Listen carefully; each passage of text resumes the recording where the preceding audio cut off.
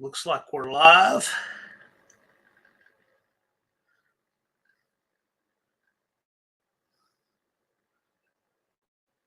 Mute YouTube and put my sound back. How is everyone? I see Don English and Wendy were here early. Irish Outlaw, the unfinished project. Unfinished project, you ought to jump in. Scarlet the Four-Eyed Cuda says, when there's a lot of houses in Florida that could use some help, wonderful. Somebody else can help them. Auto Salvage Outlaw says, look like somebody's having some fun. I don't know who that is. I'm getting there, though. Mom's reminded me that she's got the Eye of Providence of the pyramid there. Turbo Tom 416 says, sounds good. Don says, no number November. Probably won't have a number up here on November, but that's a good one.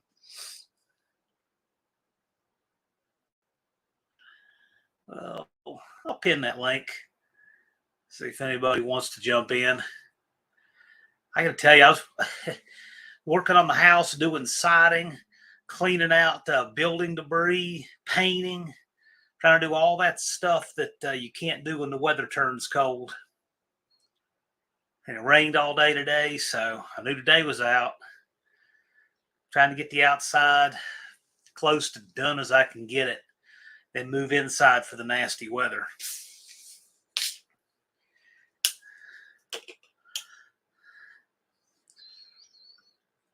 I didn't particularly feel like booking a guest today. I had too much stuff to do. So instead of booking one guest, I've got 20 guests and counting. And any of you guys are welcome to jump in if you'd like. No particular project, but I did put up a picture of the thumbnail of the house. It is getting there. Yeah, Don got a bunch done on the car this week. Yeah, you've got to. This weather gets away quick.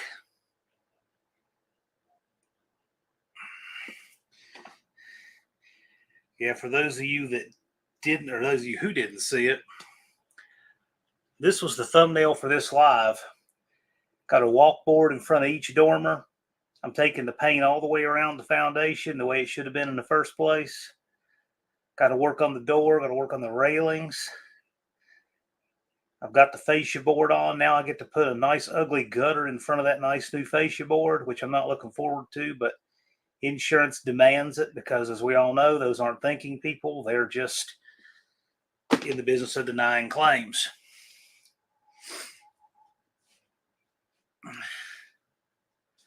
How do you fit all these guys in a small house like that? Well, I fit 20 people in here. This is not a small house. I think it's 2,712 square feet.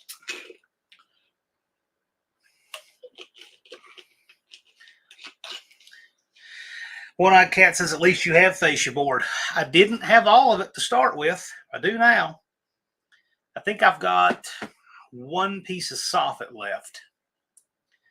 And I think all of the fascia is up. Although they put the wrong fascia on one side of the garage, so it's got an, it looks like it has an 8-inch rafter that comes down to a 6-inch fascia board, and I need to take that off and put the right size board on it. Layton's getting a 440 from Travis. Yeah, I heard about that. That's cool.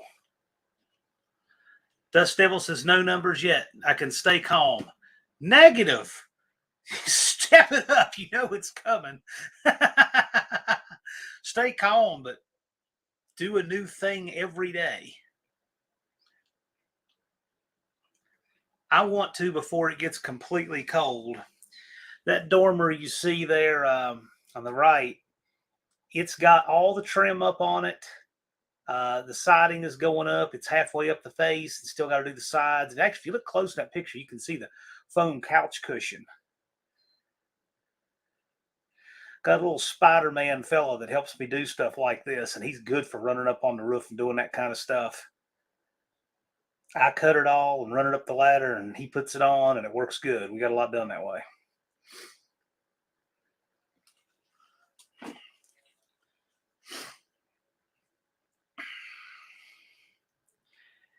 Dean Stevenson says, here we move everything out of the living room and have hole down.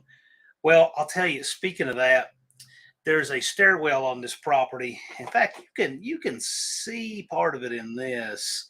That stairwell right there. I still gotta paint the block walls. 2 more block walls I gotta paint. That's one of them. But that stairwell was full of building debris, packed full to the top, about 4 feet deep, maybe more, 4 to 5 feet deep, with building debris, concrete, dirt. There were bags of Quickcrete that were dropped in the hole and just turned to stone, and the bags rotted away. We dug and dug and dug, got some nice scratches on my fingertips digging, and put all that stuff on the trailer. Got another load to go on the trailer. There's rotten tin in there, broken windows in there. But anyway, just a lot of really overdue stuff. Ron English says the one-eyed cat is on it. He's been really busy looking forward to next year's No Name Nationals. Absolutely. Me too. Got a lot to do. A lot to do. Ma Aunt Nancy's here. Aunt Nancy, you can jump on if you like. I pinned the link.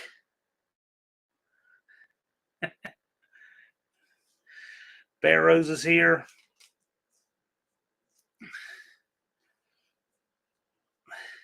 Andrew Nelson says, what day do you plan to be at PRI? December 8th, 9th, and 10th. We'll be there all 3 days. We're just going to be free ranging. Yeah, Dallas had thought about getting a booth, but the thing is, with a booth, you stay tethered in one spot, and then you wind up not getting away from the booth. And what he needs to do is go out and see other people.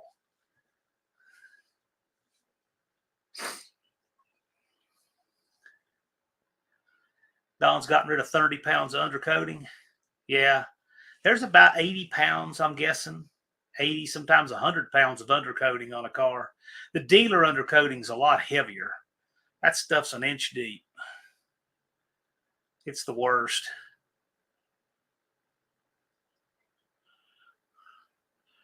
Robert Magny's in the house. Robert is, did you get your engine dynoed?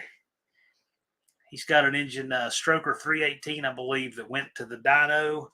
And he's getting his truck painted, doing a full restoration. And I don't know why he does not post video on his channel, but it is really cool.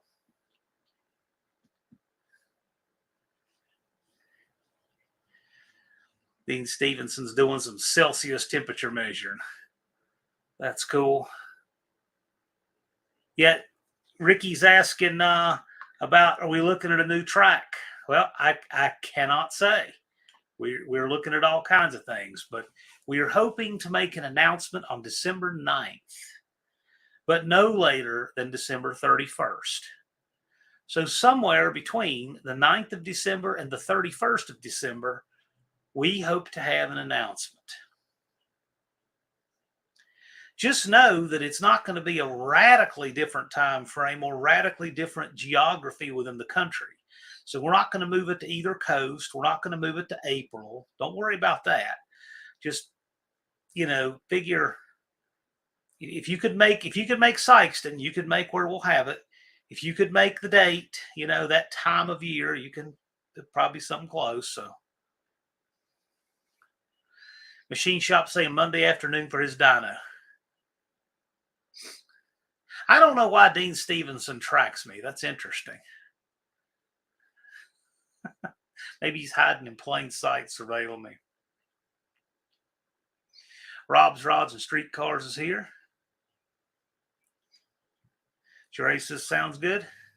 Cool. Yeah, we're working on it. We're working on it, but this year, not only do we have the season coming to a close, which is just now wrapping up. The AHRA season's closed. Dallas, I'm sure, is still completely buried in all of his year-end stuff. But we're getting through that right now. The sanctioning thing is all up in the air. That's going to be a big deal at PRI too. So we're working on all of that.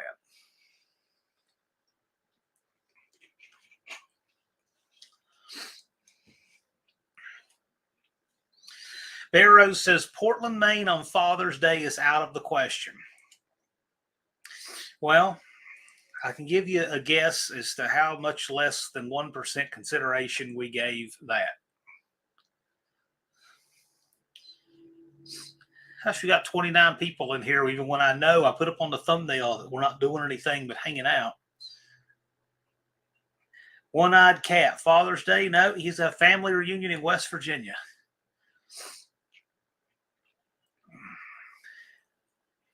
Now we have a YouTube family reunion coming up at the No Name Nationals. Yeah, everybody that had a good time got that that's what the event is all about.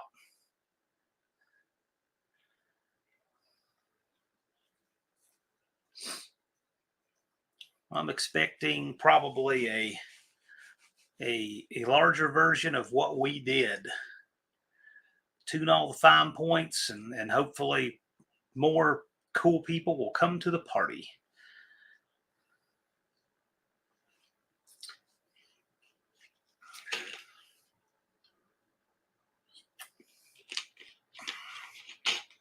Dean Stevenson is reporting to my mom that everywhere I go, all I see is John Wilbur behaving himself. That means that all you do is go places where I am already. That's creepy, Dean. You don't see me in Cabral's comments. I see you over there, but you don't see me because I'm blocked.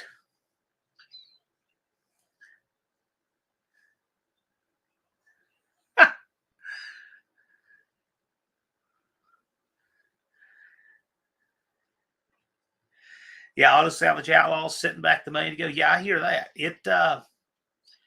That's why we try to do everything early. We gave a little too long last year, but we kind of figured we weighed the balance. Was it better to to give people too much time or too little? And there were some people we shouldn't have given too much time, but there were more people who needed more time because they were building channels and that kind of thing.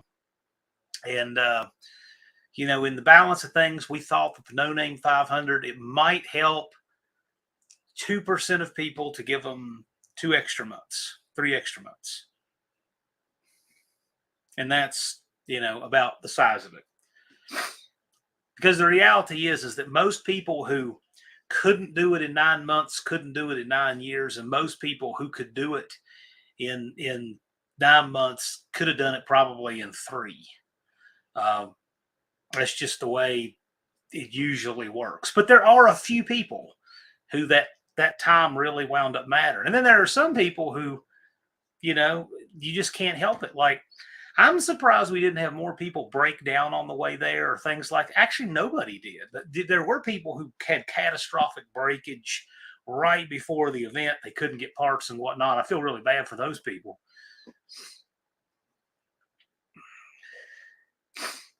But that's what the great thing, we're having a second annual, and I'm hoping that gives everybody who wanted to make the first and had a reason they couldn't the opportunity to come back out.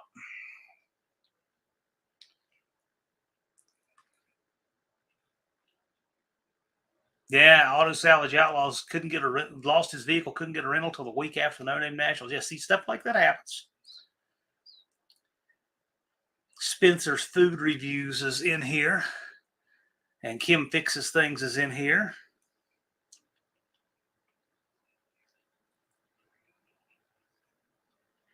Yeah, no guests tonight on the screen unless one of y'all wants to jump in. Levi had a catastrophic failure. Yes, some people wait until their first pass at the track, but it's just what happens. That's the thing. It's we came there to hang out, and that's the main thing. So whatever happens, happens. We had a good time.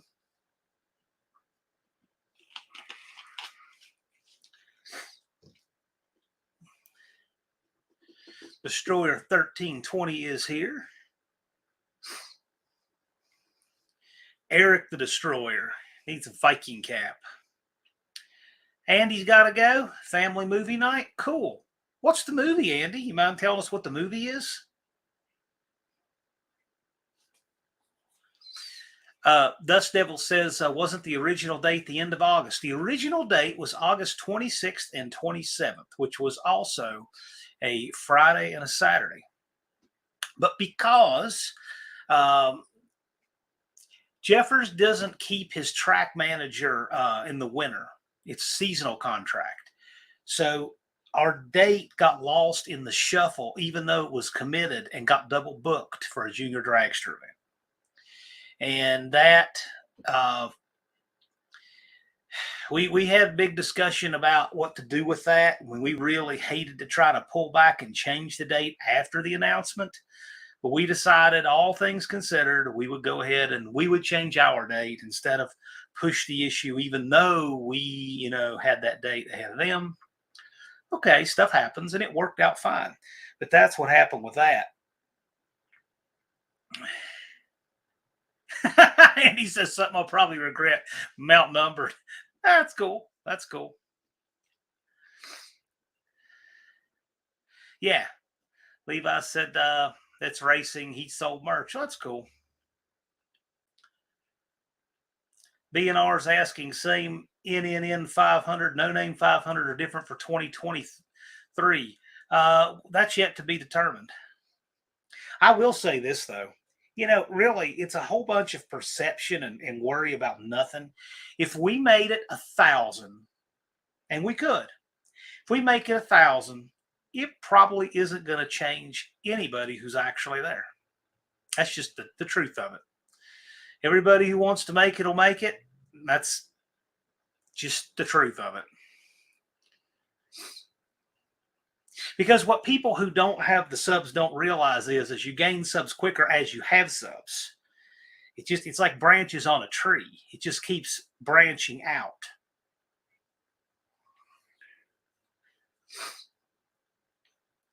Yeah, the weather was really good.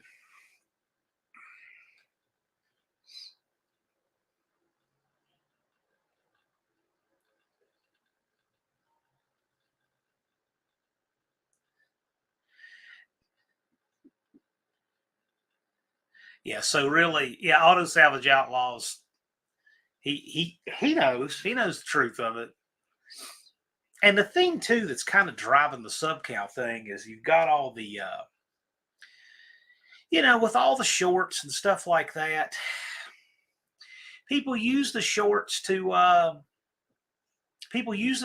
get subs, but it's really pushing the quality down of what goes on the channel.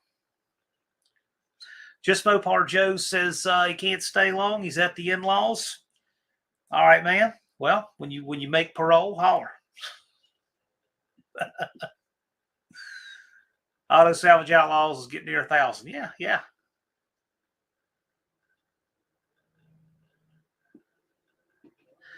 BNR says, wouldn't that make it less attractive to newcomers? No, I don't think so.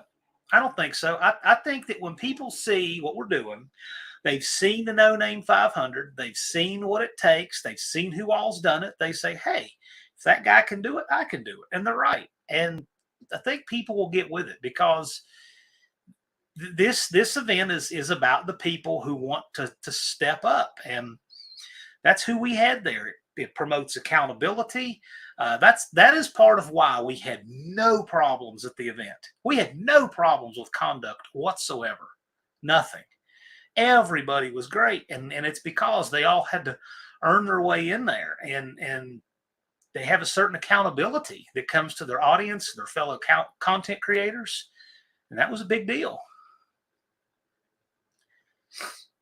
Joe says he's bringing the kitchen sink. Why, yeah, I bet he is. Let me tell you, this thing. So there were certain things that were surprises, which were great. I mean, really, our surprises were all good ones. But something that wasn't a surprise, I fully expected that Joe was going to step up and show people how it's done because that's the kind of guy he is. And he's been quietly just getting it done for years. But I figured going on a big stage, he would he would dependably step up and do everything he said he was going to do. And even, I don't even mean publicly. I just mean that I think he was a real threat. Like if I had to pick 3 people to win the bracket, was Joe on my list? Absolutely. He was one of probably, I would guess, 3 people I figured would win that bracket. Did I think that he would step it up performance-wise? Yeah, he did all of those things. Blake's another performer. He, again, no surprise there. Blake put on a clinic. They worked really hard, up until time, got it done. No surprises there. So yeah, there's no surprises on the people I fully expected to bring it and did. The pleasant surprises were the people that just maybe we weren't as familiar with, maybe we hadn't heard of. And sure enough, they just came out of nowhere to really impress us. Those were the pleasant surprises. And I'm looking forward to more of that in 2023. I can see one of them in here right now, like One-Eyed Cat. So Don sees how much fun we all had. I can see Don getting his subscribers. And I can see him bringing the 62 Valiant. And you know what? I think he'll pleasantly surprise us.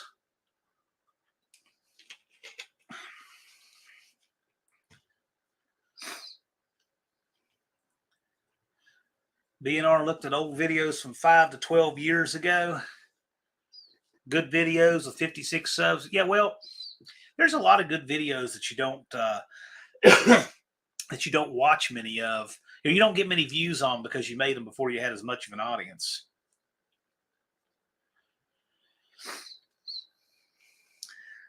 Bad Tree semifinal participation awards coming out yet? We haven't talked about awards yet. Oh, well, actually, that's not true. As far as awards, this is going to be the top of the worst oil down trophy for 2023. This is a piston rod out of Stevens Big Block 402. And this is actually one of the better looking ones. The one that exited through the oil pan, it's going on the wall back here.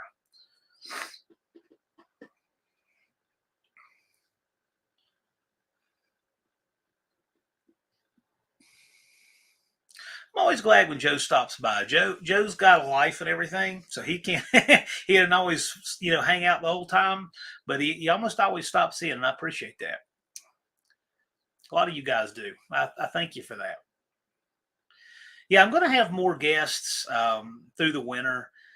Certainly, we'll be all booked up with No Name Nationals guests throughout the spring and summer and fall, but I've been taking it a little bit easier in the winter on that because I have so much to do on the house. And I'm looking to do a new gas boiler here within the next week. And I've got tree trimmers coming because I am not climbing 65 feet up in the walnut tree. Or cherry. That's a cherry that's 65 feet. I got a big walnut too. I'm not climbing up in either of them. I've actually been about 20 feet up in one of those.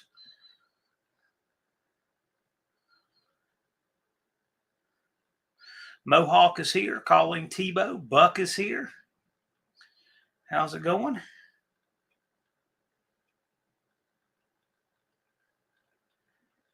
Dean Stevenson says, when you know awesome head port angles with less valve size make you more torque. Vizar just did a video not long ago about getting a better flow out of a set of Vortex. Or I don't think it was a set of Vortex. I think it was just small block Chevy heads, the older ones, where he went to a slightly smaller intake valve, but he got better flow, less shrouding. So that's a great video. I linked it on my community tab a while back. It's an hour long. I think it's probably the best head porting video on YouTube. Smoke Wrench Garage is here. I like that.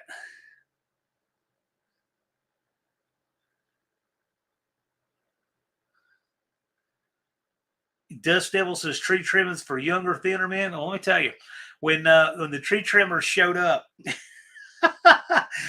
one of them was like 150 pounds, 6 feet tall. And the other one was like 250. Okay. I looked at him, he said, you and I don't look like people go up in trees. He says, oh no, I don't. He's on the ground crew.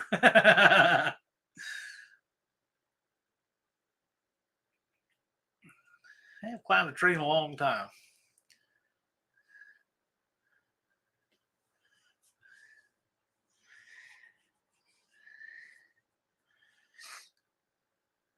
Dean Stevenson's asking, what is the bend limit on those rods? Well, I can probably answer that. This is how far it'll bend and stay together. This is how far it'll bend and not.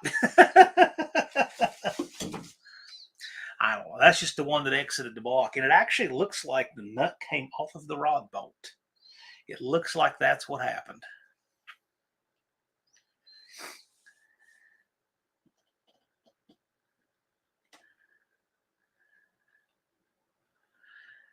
So Joe's saying, hey, Dust Devil, can we hear the Super Duster run soon? Yeah. Well, Joe, now that Steve Mignante has given the Duster the seal of approval of being cool, now Brian's got to make it sound cool too. Brian, if you make it sound cool, we'll make sure Steve gets to hear it. Then he can opine on that.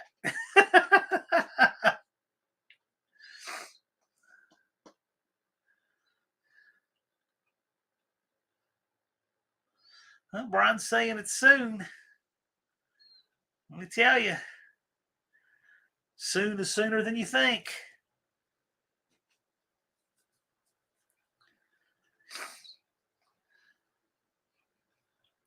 I see Leighton is here.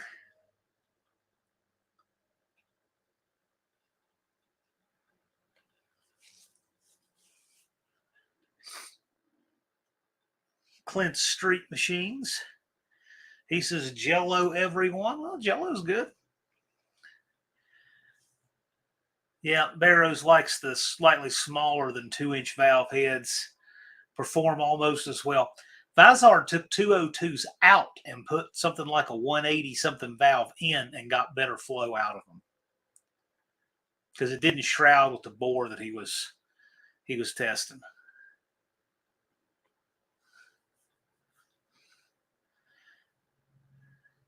Yeah, Bad Tree says it's wide enough to be a street sweeper. Yeah, that Duster's looks like a real life Hot Wheels cars.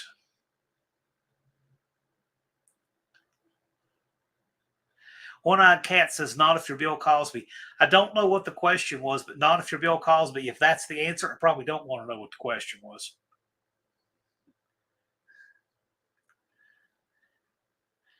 Yeah, Blake got a neon ACR. I don't know what the ACR stands for. I know that they had a neon RT. I don't know.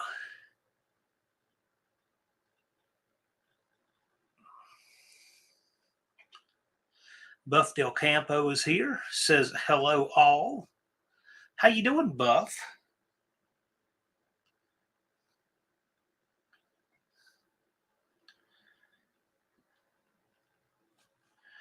Joe says always a Coors run. Joe had to make a Coors run. I was down there. He had to make it on Saturdays because he can't sell beer in Arkansas on Sundays. I thought that was funny. He and his brother like, have you made your run yet? You know you got to make it today. Doorbell's ringing. We got Eric in the house. How you guys doing? Can you hear me? How's it going? I can hear you fine. Good. It's going good. Just hanging out. My wife and kids were off today, and I wasn't. So I'm like, okay, now it's my time to go have some fun. So yeah, I'm glad you're in here. I just so if you missed it earlier, this is what I've been working on. I've been slaving on this house. Oh, and yeah. Trying to get the outside looking pretty good before winter. I got a little more paint, a little more vinyl to do, but it's looking pretty good. And then I get to turn my attention inside. So I've got power in there. I've got water in there. I've got gas line, a new gas line. They dug under the street, ran a new line up the yard. I just got to, put a new boiler in. Then we're going to connect that and have heat in there again. Oh, it's fun. I don't miss renovating houses. I used to do that a lot. Well, after this one, I got 2 more to do.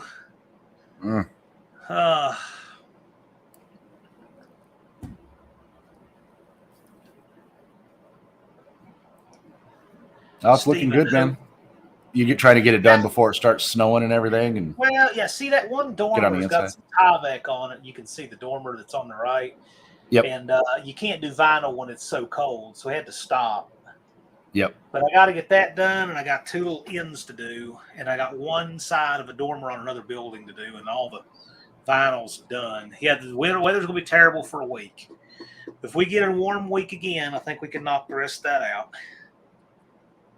And then in between vinyling, I do painting. So the painting, I've taken just one step at a time to get it all the way around. So that's all you can do. Otherwise, you try and rush it, and it doesn't come out good.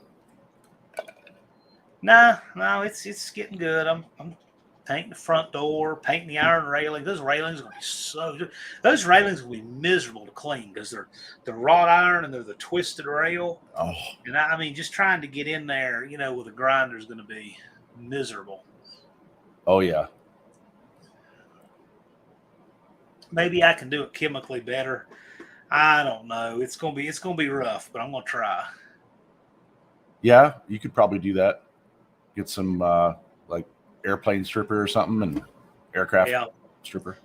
Yeah, well, they're set into concrete, so I can't take them. I can't just take them out. If I could do that, I'd take them, sandblast them. But I don't want to do it on site and have that sand to deal with everywhere. So, I'll figure out a way. This might be a good place to do the dry ice blasting. Oh yeah, that might be ideal because there's nothing to clean up, and might be perfect for that. Absolutely. So I learned a very valuable lesson yesterday that I'll share with you guys. Now I have a Band-Aid on it, right? On the pinky. Yeah, pain is a good teacher. Very good teacher. Yeah. It was a bad B movie at my house last night. I was installing the shifter. I made my own console. I wanted to raise the shifter up and stuff. I made it out of aluminum and steel. And I'm bolting it in there. I got one bolt left. And I had the garage door open. And a mosquito comes in and lands on my arm and starts biting me while my hands are up underneath the console putting the bolt in. So I pulled my hand out. And I went to slap it. It just sliced my finger almost to the bone. Oh. It was. Oh, no. My daughter freaked out. I went in the house. I'm like, can you get the Band-Aids? Why is that? I'm like. That makes you want to catch the mosquito alive just so you can set it on fire. Oh, I came back out and just went to town. Just one of those dumb things. I'm like, really? A mosquito?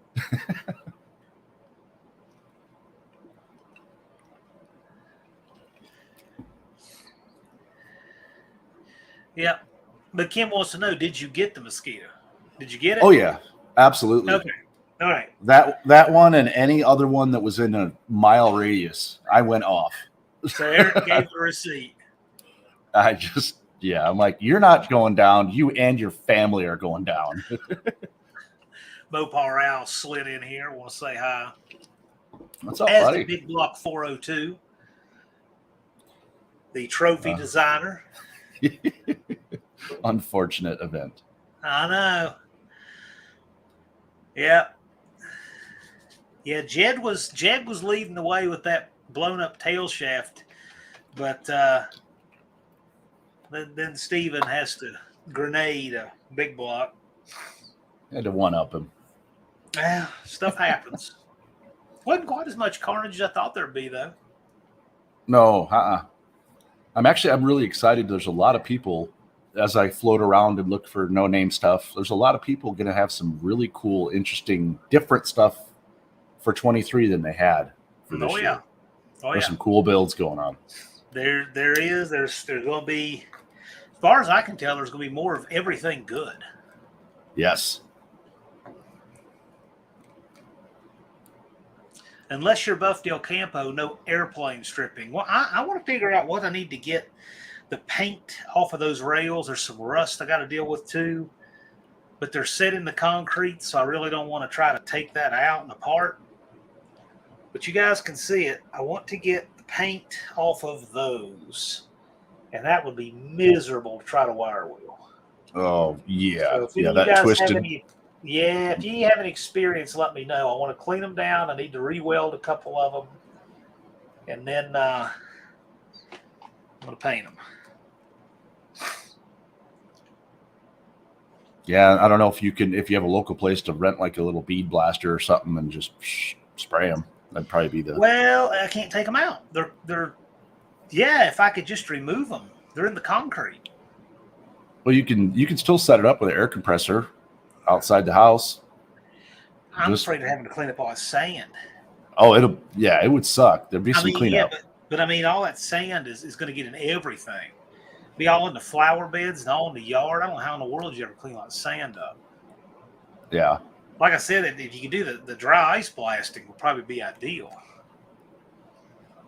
Just get you some plastic and make a paint booth and spray away. Yeah, is there anyone local does dustless blasting? Well, that's the kind of thing. No, there's no one local does anything. The only thing anyone local there does is meth. Yeah, what to tell you. That's too funny. Yeah, it'd take a lot of sand. Yeah, you bet it would. It'd take a lot of sand. Build a case around them. You know what? You can build a case around them, you could still have more sand than you'd ever know where it came from. That sand, ooh. All the sand will help the flower bed. Well, these flower beds are rough.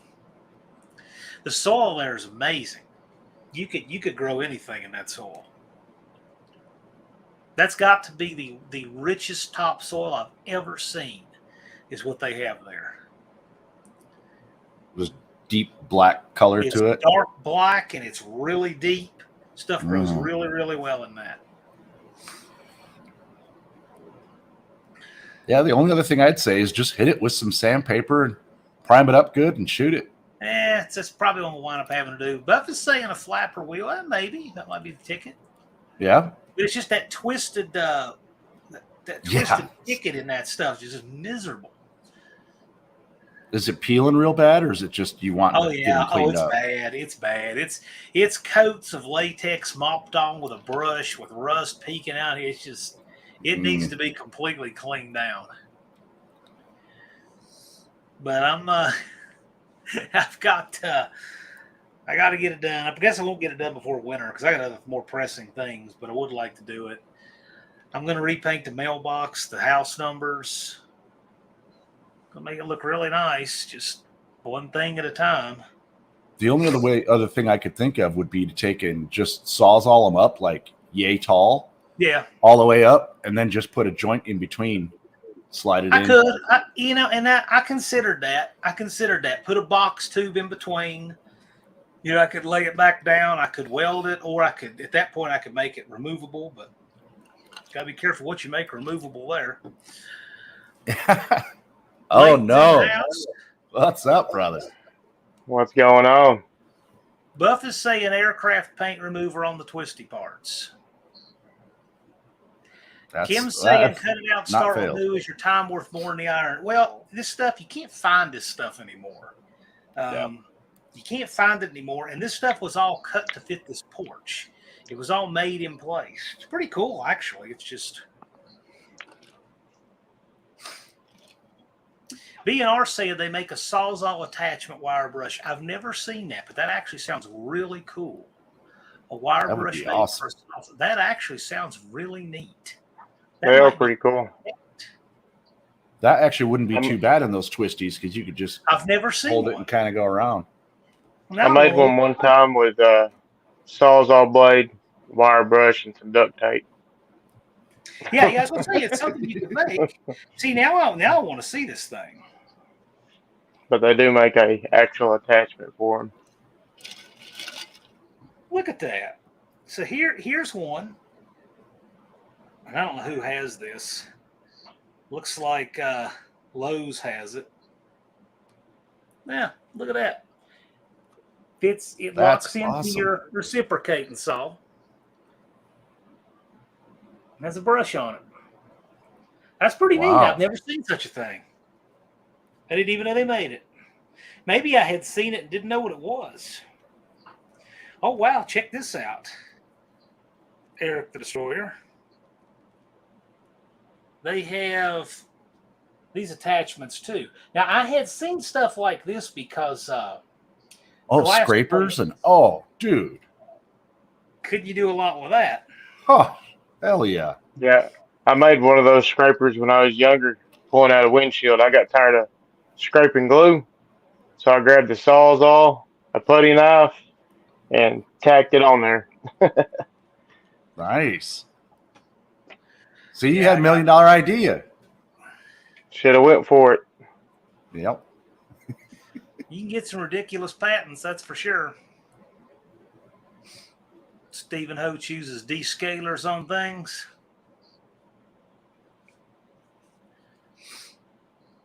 Yeah, barbecue brush to an old Sawzall blade. Yeah. Yeah, I don't know what kind of tape you're using. Oh, you get a metal brush so you can tack weld it. Okay. Scarlett, you're from Florida, right? We'll say.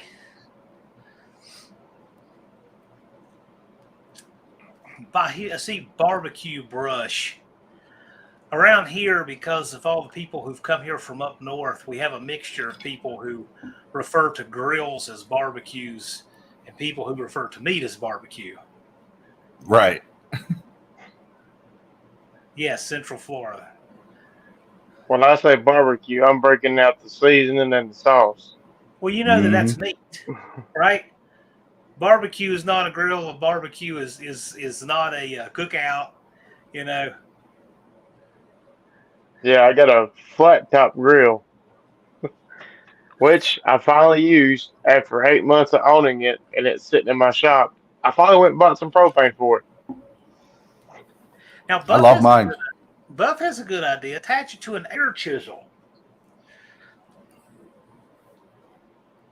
But Blake is saying, sounds like Leighton's tried everything. Yeah, Leighton has. Leighton, originally, we were going to see if Leighton could fab us up some kind of grate to keep cars from falling in the drain at Jeffers. Then we did an autopsy of the drain, and we dug about a foot down there by hand, and that drain was so packed with dirt it hadn't drained anything in decades, we decided to fill it. We asked the track manager about the drain. He said, "What drain?"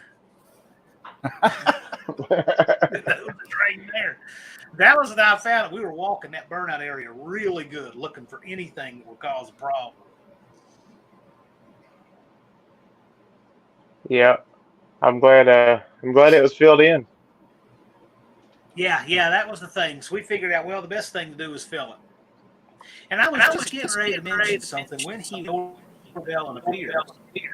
Travis, what up, Travis? What's going on? Let Travis get his YouTube browser. Yeah, I was just watching one. I still hear the feedback. Oh, it might be the headphones. Yep, they're laying on the desk by your computer. Is that better? I'm not hearing it now. Hello. Yep. Cool. Perfect. I was just watching a video on Travis's channel. Was that you, guy, changing lanes and tagged you? Yeah, that was me and my Challenger. Yeah, I thought that was you. That was cool. Yeah, yeah, I won't spoil it for you, but that was a neat video. So if you haven't seen that, he just dropped it here probably an hour or two ago. But a guy was changing lanes, made a little contact, and thought he was going to flee. Travis showed him what time it was. So, I imagine. Yeah. What was that? Well, I mean, you're talking about something that maybe is 120 horsepower versus a 500 horsepower car. It did. Yeah. What was that? Was it a Hyundai Santa Fe or something? Something like that. Yeah. Santa Fe versus Challenger. I mean, come on.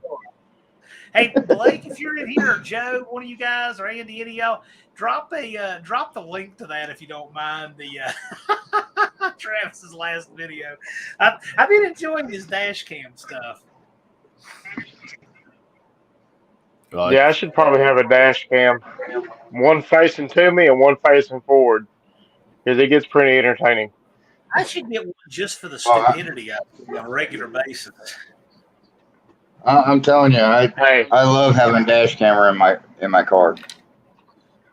I'm have gonna it and mount my everything. GoPro on my dash tomorrow because I'm going to Memphis tomorrow, and I'm gonna record something. Oh, you'll get great video just driving through Memphis. That's all you gotta Hey, I at hate any given time on 240, you will get passed by a Nissan Altima doing about $120. do. when I did. I don't know. I did advanced armor instructor workshop, and all these classes at Glock. I had to commute in there from Decula to Atlanta every day. They're in Smyrna, so they're actually, I think, south of Atlanta. And I had to come in there from Decula, which is northeast. I had to go around that beltway a good part of the way. I would see the wildest stuff in the morning at 7 a.m. So it looks like a war zone with abandoned cars just everywhere, right? They're in the median. They're on the sides. They got bags taped over the window. And I would go for a week, and I would see the same cars all week. They just never went back for them. There were people. There were people in the left lane going 100 and something. I don't know how fast. It was pretty wild. It reminds you that Atlanta is a big crazy place with a lot of crazy people. Oh yeah, that's Well, true. Atlanta is where I lost the brakes on Copperhead and drove from Atlanta back to Memphis with no brakes. That you're a warrior. It was a rough ride. Yeah, we've all driven certain distances with no brakes, no power steering, no cooling system, no alternator, no lights. So everybody's done that, but it's cool when you hear somebody's driven from Atlanta to Memphis with no brakes. That's pretty cool. That's warrior level right there. Well, the thing is, I took off and was riding down the road and didn't realize I didn't have any brakes because there wasn't a lot of traffic. And then when I go to get gas, I hit the brakes and there's nothing. I'm like, oh, fuck. I did that one time at the racetrack.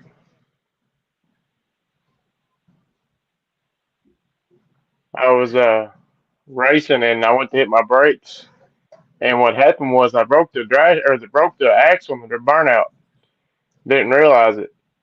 It was a welded rear end. So I take off, and I don't know how I managed it, but the axle was about that far from falling out when I finally got stopped. Wow. And I was 12 years old at this time. Talk about scary. 12 years old, passing the finish line at 60, 70 mile an hour, somewhere in there. Hit the brake, and there ain't nothing. First thing I did was just kill the key. It's very unsettling when you push the brake and it just goes to the floor. I lost my brakes on a bicycle and went flying over the handlebars and got this finger messed up. And then I lost my brakes in a car pulling up to a wall that had about a 6-foot drop and then a big steep bank that goes down about 5 stories. And I got stopped on the back brakes right before I went over. Fortunately, I was just a few houses down from my house when I pulled into there to turn, so I was able to get back with just the back brakes. Ron English did 90 miles with no brakes. All right. We have a lot of hills here, though, so I don't think you could possibly do 90 miles with no brakes anywhere around here. Steep as we're in the mountains. I had an 86 Corolla. The only thing it had was a handbrake. Yeah. I can see that, but see, that's pretty light and you can gear down a lot. Yeah, see, it was a manual, so it helped. Oh yeah, if you were going to do a no brakes type of challenge, if I had to pick something to try to go how far I could with no brakes, no, we're not suggesting that you should do this, but I would want something really small with a manual transmission and a handbrake. Yeah, and you're right, a good handbrake, and I think you'd be in good shape. I'd be tempted to drive that for years that way. Just be honest. I drove mine for a few months before I got rid of it. I gotta tell you, Steven's a warrior. Oh yeah. He made he made it with brake pedal headed to the floor. Exactly. Hey, since Steven's on here, hey, send me an email. I need more coffee.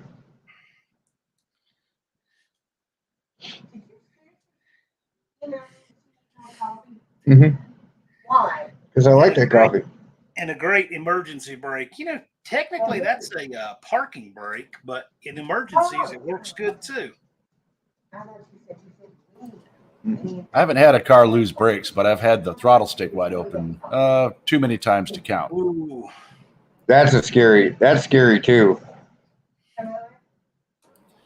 Yeah, I was on the 10 out in Arizona, heading between Arizona and Tucson. Yeah, that about scared the poop out of me. But luckily I remembered, oh yeah, just shut the damn thing off, put it in neutral. Not like That's a certain red car.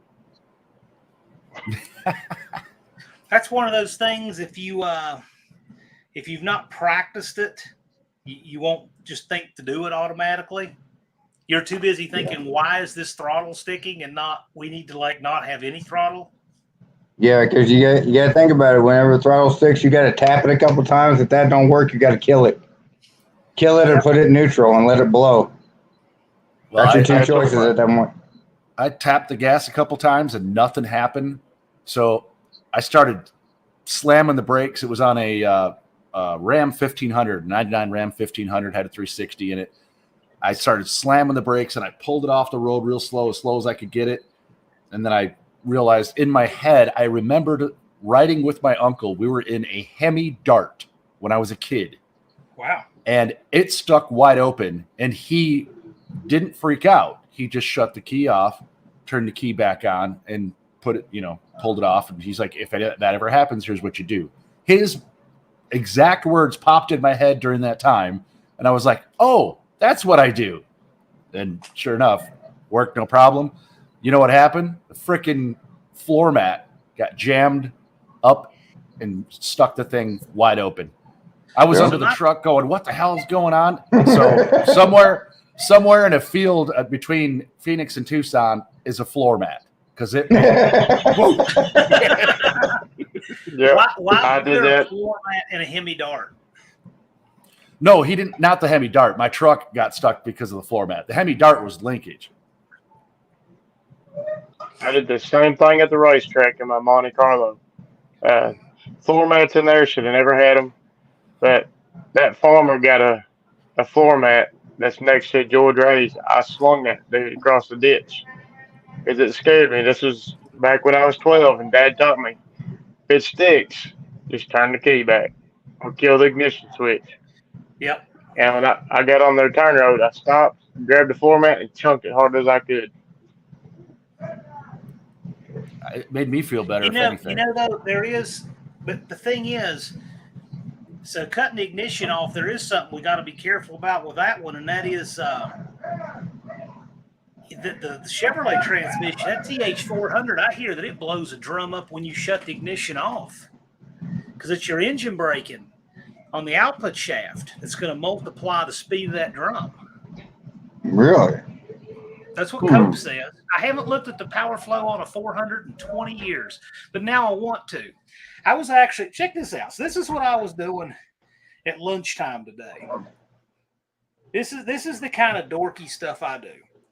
So I was wanting to know, I know that when the sprag breaks on a torque flight, that's what accelerates the drum and it spins it to reverse ratio, right?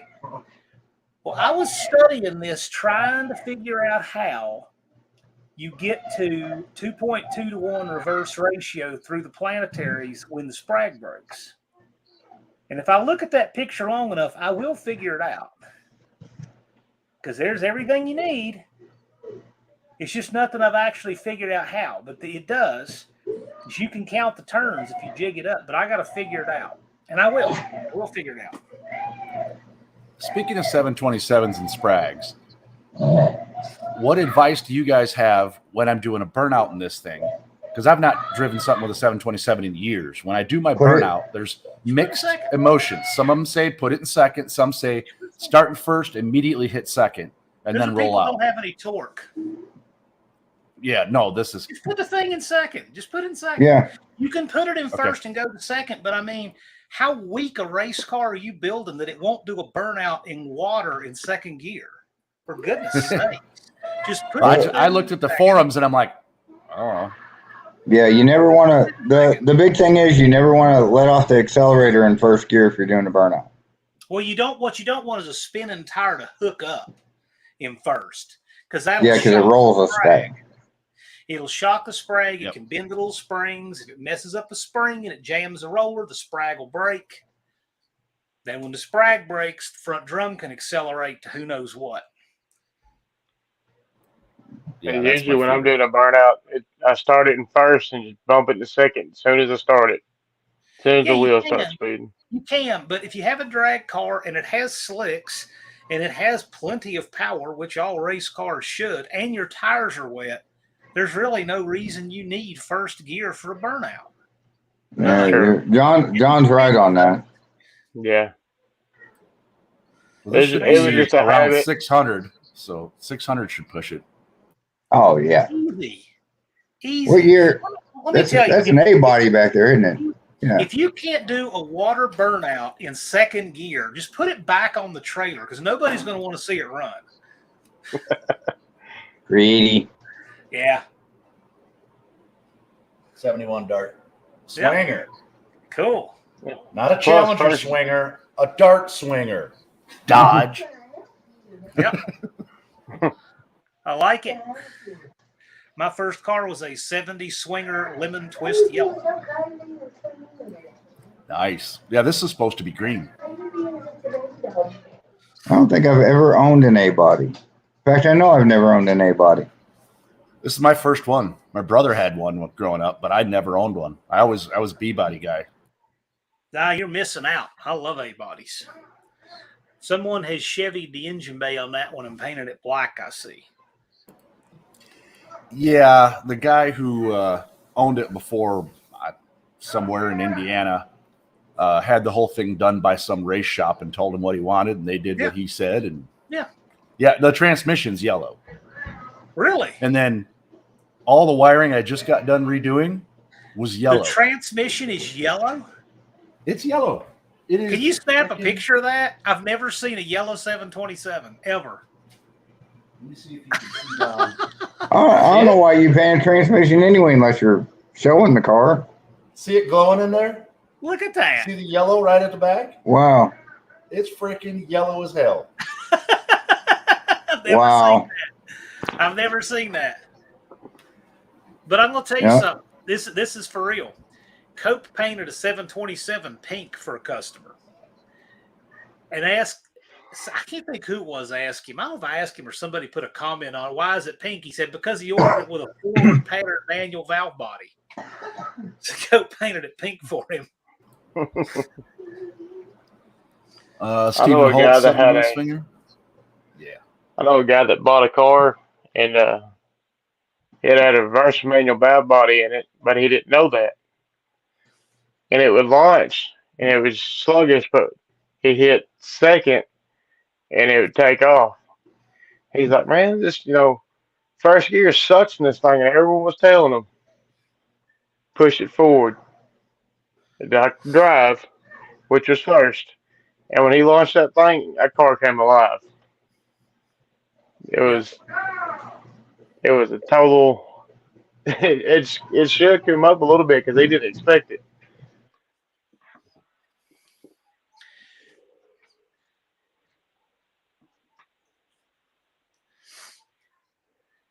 Yep. I'm looking forward to seeing Destroyer's car run. I'm hoping he'll want to bring it to the No Name Nationals in 2023. Dallas and I keep debating about it, but it'd be cool. I will have that. Yeah, I want to bring it. I will have the Aspen done by No Name for sure. It might just be a stock 440, but it'll be there. Now, how are you getting a 440? Is this guy? Yep, that's right. You got to come get it. Well, that's why I texted you earlier. I'm going to see you tomorrow. Have I sent you my address? Not yet. I figured gotta I'd do get that that. tomorrow. I'll just text it to you now. My wife While just I'm texted thinking me, about it, said I'll she's forget at the about it. steakhouse. Yeah, Travis is a My good wife. dude. He was Oh, pit yeah. crew there at Sykeston. Yeah, I was planning on meeting Travis before No Name and never got around to it, but we got to meet at No Name, and I'll see him tomorrow. He made my complete dream come true with owning a big block, and it's a 440, so goes right into Aspen. I don't even have 440. This is a 400. I like Hey, 400. I got a buddy that's got a 400 with a 383 crank, and still got the stock steel pistons, I think he said. And he's got some aftermarket heads and a Cummins diesel turbo, and it runs 580s in a Scamp. Jesus. That's booking. Well, the guy that builds my carburetor, Dominic, he runs a 451, and his car runs low nines on motor with a 451. Well, when I bought it, the guy said this should run 1030s, and it was interesting because I pulled the carb off, and the carb, they took it out of it's a Dominator 1000. They took it out of the box and put it right on the car. Okay. They didn't do nothing to it. I pulled it apart, and it was. I was like, okay, well, should run better then. To me, I just want it to go straight down the track. Let me start there. Yeah. I'll probably do, just a small hit to see if it even has brakes. I was going to say, the first thing is make sure it'll stop. Make sure it stops steers. Yeah. Yeah. 4,800 stall. It'll be fun to launch. Yeah, they are. They're not very fun to drive on the street, though. No. I have a interesting neighborhood I live in, and yeah, they're not too happy when I put this even on a trailer. Yeah, that's why I went back and put that 3,000 stall in the truck. Because I want to be able to drive the truck. My neighbor over here drives a tour bus. So at midnight on weekends, I hear this tour bus rolling in and parking here. So they can't say anything. They're going to be bringing a big 1,200, cubic inch Continental 6-cylinder, whatever they have in those things. If that's what they're going to bring in, then I don't really care. Wow. That just gives you the Saturday night if I want to. Yeah, it gives you the card to, it's midnight. I could start my car. Nobody that has a 15-foot high inflatable Santa Claus in their backyard can say anything about any of my stuff. Lord. There you go. I drove in last night and it was dark when I got here, and I didn't know they put that thing up. And I'm like, what in the world is that thing? It looked like the Stay Puft Marshmallow Man from Ghostbusters. This thing is lit up, and it's white and blue, and it's that tall. In the backyard, it's massive. And this morning, it was laying over on its side. I'm like, oh, my gosh. It reminds me I need to get out of a neighborhood, but... Yeah, my neighbors are my wife's kinfolk, and they're a couple of houses down. So I can be pretty loud at night if I want to. Yeah, that's a real nice setup there. Yeah, I wish I was out of a neighborhood, but Yeah, me too. We gotta get out. About 10 acres. That'd be nice. Yeah, I came from a couple acres in Illinois before we moved to Arizona, and my wife wanted a neighborhood for the kids to grow up in. And I'm like, okay, that's fine. So I went from being able to do whatever the hell I want to having to shut up and play nice with everybody. It's not fun. No. Yep. I never played nice when I was in the city. But Blake says we don't get many complaints. It's amazing that that drag strip in front of Jeremy's place, they don't get many complaints. That's funny. Where's he at in Arizona? Smoke Wrench is asking if any Chandler. of us run a low gear set in the 727 or 904. All the 904s from 1981 and up have the low gear, which is low first and second. The 727 to run a low gear set in it's a custom low gear, and it's about $400. Yeah, that's what my TCI has. It's got the what is it?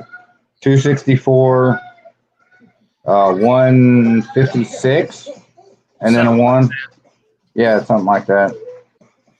Yeah, so you can. I mean, I have it, but I think what I'm actually going to do is go away from it. I think I'm going to run close ratio gears in a 904, 999, and just run more rear end gear. It's got a 513 in it now. If I run close ratios and I want the same starting ratio, I've got to run a 557.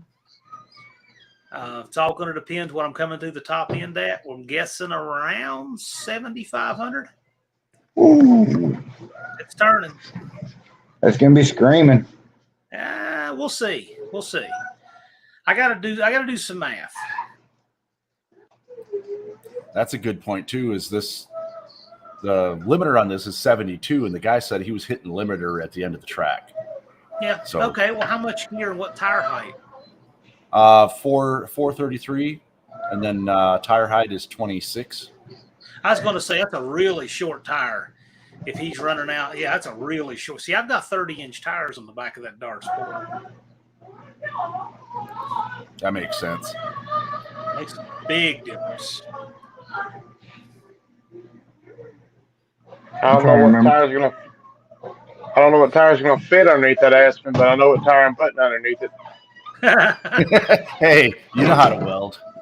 275, 60, 15 fit nice and beautiful with a 4.5-inch back spacing. Yep, right. That's exactly what I want. It'll fit. Now you can fit a 325, 50, 15 with a 3.5-inch offset, but they stick out about that far. I'm a diehard 275, 28, 10.5 guy. But if you run 275, 60, 15, you can get in 28, 10.5 racing with that. Yep. And I've been watching a bunch of videos on how these cars launch on stock suspension, and I'm thinking a radial is going to do better, but I could be wrong. Well, Layton, either buy you some or make you some Caltrax for it. It'll be night and day. Yeah, it's definitely going to get Caltrax on it, no doubt. Yeah, because after I put the Caltrax on my Aspen, it went straight, and I probably picked up 0.3 at least. I'll put Caltrax on it and put the subframe connectors on it. See, that's something I never did with my car. I never did put the frame connectors. I found some for like 268 or something like that, or 258, and they're nice and cut out, perfect, ready to go. Weld them in. You're talking about the U.S. Car Tool ones that are cut out to fit the bottom? It might have been those. Those are pretty nice. Or you can cut out the floor and run straight square too, but all depends. You can make a street car or drag car out of it. I'll just buy the ones that are already cut. It's only $200-something. I ain't gonna really, cut four up. You put about $1,000 in the suspension of that, and it'll hook good. Travis, what was yours running? That F? The fastest my car ever ran was a 620 in the 8. Yeah, that is cooking. With a small block and, what is it? 250 shot? What I had all together. 150 in the fogger, then 100 in the plate. So I'd hit the fogger off the line and then hit the plate when I hit second gear. Yeah, so if the neighbor parks that in the cul-de-sac, I think I've got some license. Oh yeah. Yeah. I'll tell you one better than that. Yeah. A few weeks ago, he was pulling shrubs out front with that. He was sweet. He had a rope on the front bumper, Sweet. backing up, pulling shrubs out with that. And then A redneck with money. That's awesome. and then opened the cargo area and threw the shrubs in the cargo and drove off. that. Is he from Arkansas or Tennessee? Because that's the kind of stuff we do down here. Yeah, well, it gets even more interesting than that. But anyway, that's just what you see out there. So, Like I said, that's a redneck with money. I love it. Yeah, but the first thing I'm doing at Aspen will probably be a rear end. Because I don't think that little stock rear end's going to lock me pounding on it. What's that? An 8 1/4? Yeah, just 8 1/4. It'll be fine until it hooks. Exactly.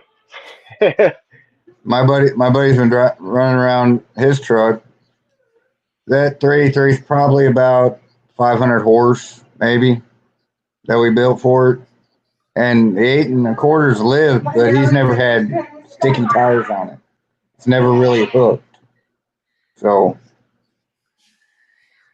which I got to find that video. I raced him in my old Ram. That's a funny video. I have to find that video. Tim likes how Duddy cut out the fender wells to get his tires to fit on that dart. It almost looks like Duddy cut out around the top half of the stop sign. Yeah. You know what I'm talking about? It kind of does. He took the stop sign off the end of the street, lighted it up there, and said, "All right, that looks good." Give me a marker. Looking at this. I have a photo. Plasma cutter's your friend. There's a photo of a stop sign in my hometown that was just red and it didn't have any lettering on it. And they took this stencil and put stop with these little 1-inch letters right in the middle of the sign. And I'm thinking, my gosh, that has got to be the most ridiculous looking stop sign. So somebody came down under it and put watching TV. So the sign says stop watching TV. Nice. That's pretty good. It's on the road that comes in from Lowe's. So every contractor that gets ready to leave Lowe's stops to stop watching TV stop sign. Awesome. I bet it was there for a year and then they took it down. I bet over time somebody stopped watching TV. Yeah, well, I hate that it's gone. I need to find that because it was pretty entertaining. Well, if you're leaving Lowe's, you probably ain't got time to leave or watch TV. I want to know where that is now. I get scared when my wife says, "Let's go to Lowe's." Well, my dog likes Lowe's, I can tell you that. Last time I went to Home Depot, I spent way too much money. I ground myself from going to Home Depot. Yeah, I can't go to Home Depot because they got the pass load gas powered framing nailer, and I pick it up about every time I go in there. So I'm gonna buy this today, and I talk myself out of it every time. Well, see, Home Depot keeps screwing up and keeps giving me more money on my credit card. Yeah. Okay, here's the sign before they added the watching TV. That's an actual sign that the town put up. And they left them way too much room. So somebody added watching TV later. I don't know if I got a picture of that or not. Wow, that's awesome. That is pretty cool. Yeah, but I thought it was pretty cool. Somebody just took the opportunity. To me, I'd roll that stop sign every time. If a cop pulled me over, it just says stop a little. It don't say stop a little. Yeah. Stop a little. Well, after getting hit for rolling a stop sign here in town, I ain't never doing it again. It was almost a $400 ticket. They nailed me out front. They gave me a warning, but well, then they're asking about, well, what do You been out racing with this car? Have you done? Nope. I don't know nothing. That's other people.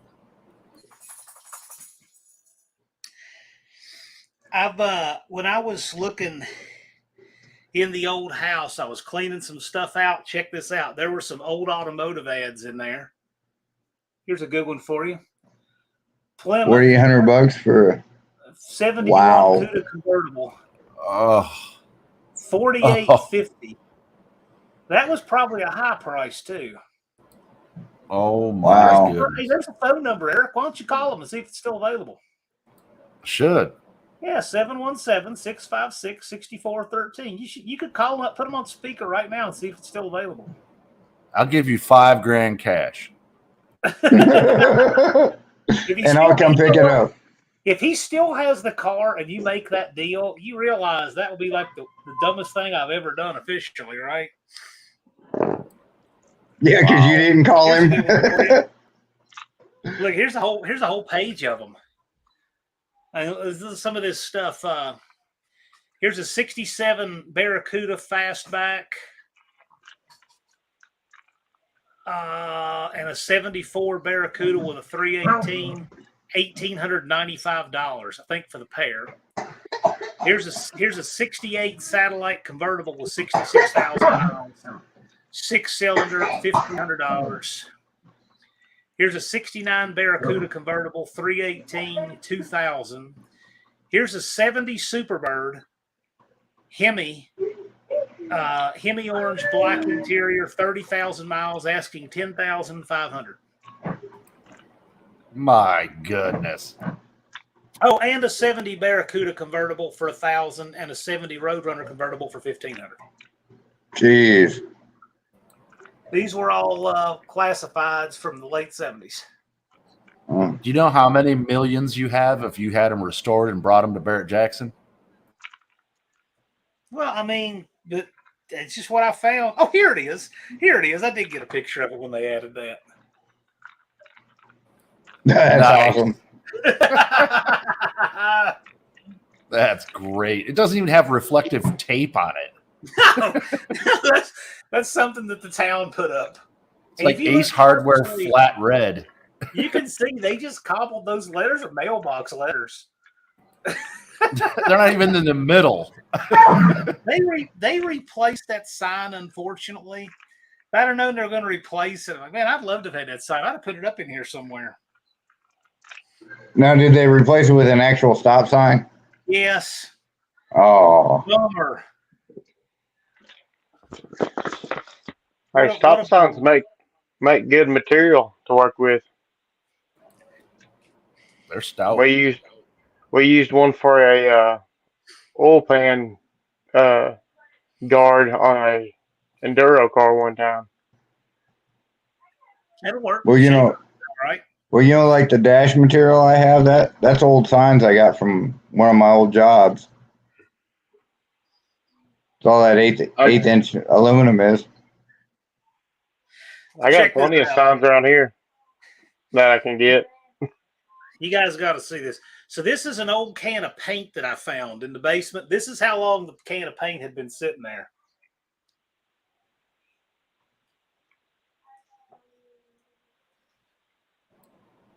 What the?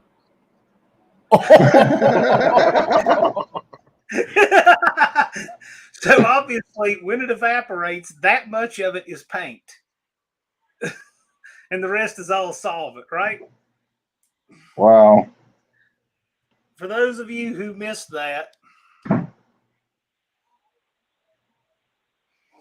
so that's the bottom of the can and all of the paint. That's awesome. I found some good stuff in there, let me tell you.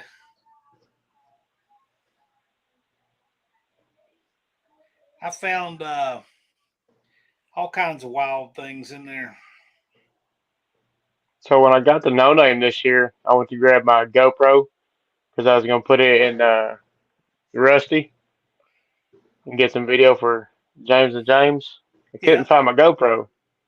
Well, the wife wanted to redo the bedroom, clean everything up and all that. Found my GoPro where the kids had it. Uh-oh. I said, well, at least I know where it is. I've got a lot of interesting things going on in here from working on the house. Rebuilding an eave, just all kind of stuff like that. I've got to go back and delete some photos out of my phone because it is full. I've been photo editing on a binge here lately, so I've got to delete a bunch of pictures. I've got random stuff. Did you do all that editing on your phone?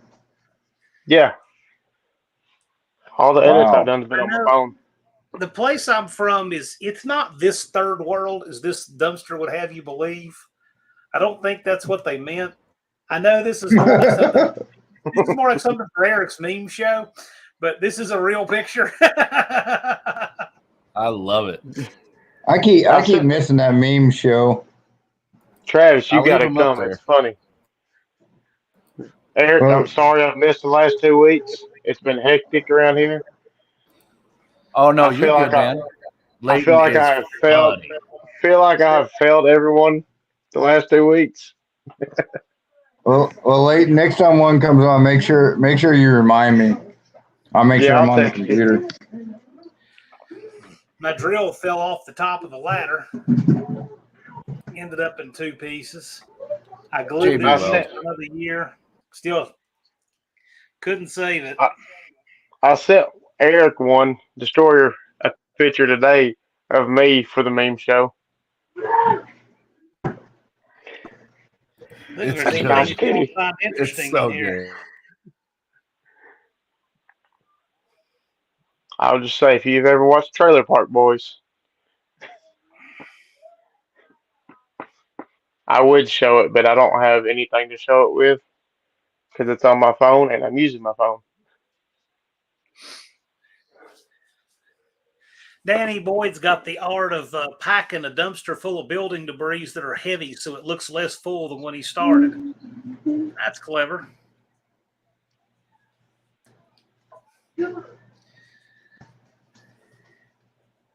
Dakota says Trailer Park Boys, good family show. Well, the laser welder we have at work, I have to wear these special safety glasses, goggles, and I look like Bubbles. So I'm going to go to Walmart and get a stuffed kitten and stick it on my welder.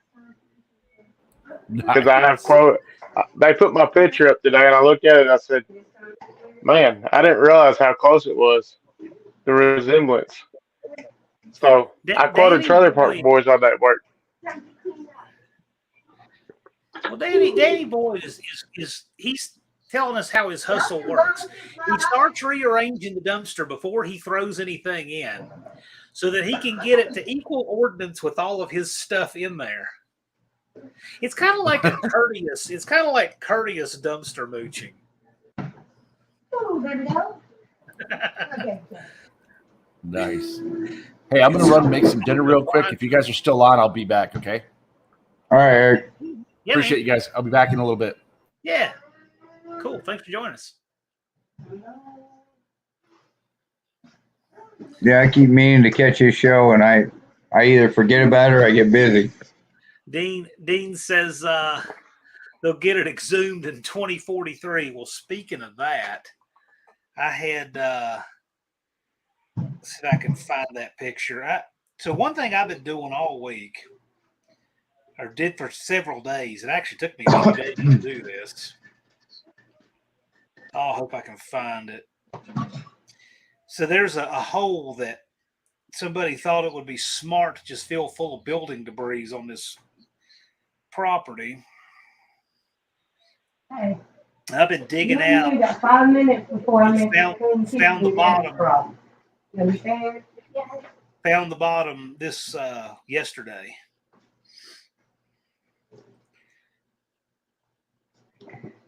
Maybe not. It was probably 5 feet deep with building debris. Wow. Yeah.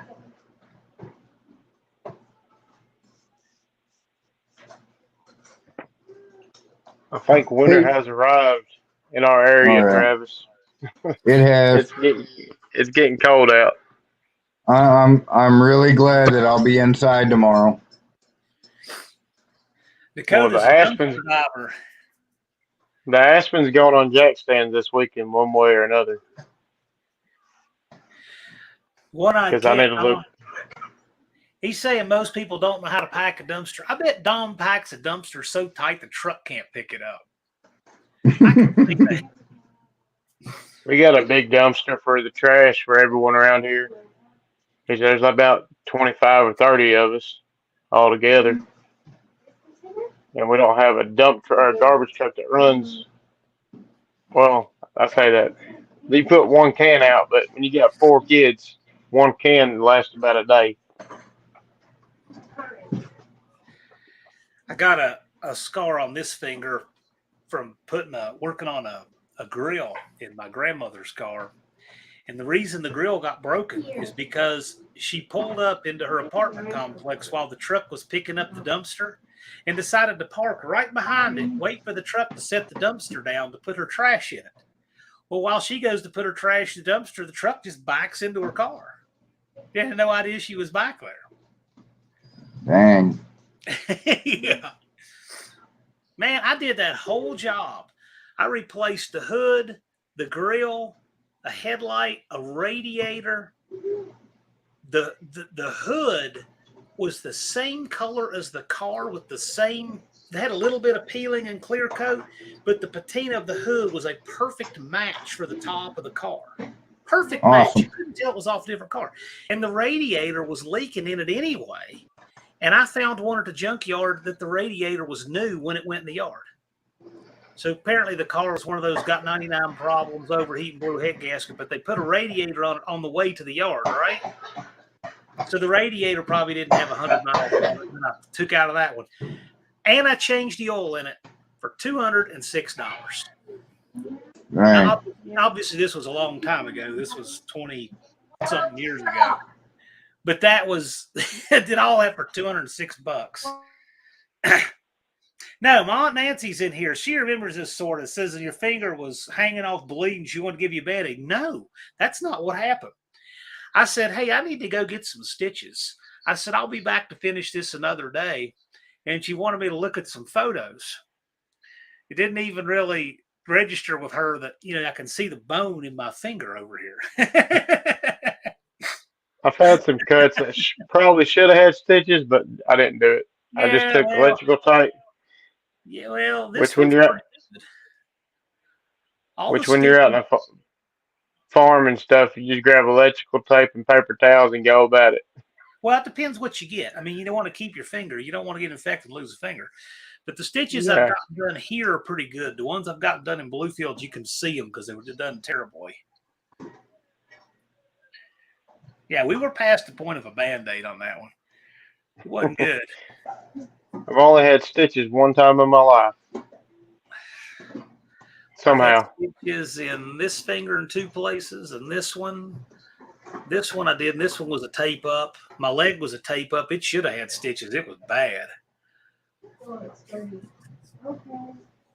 See, I've had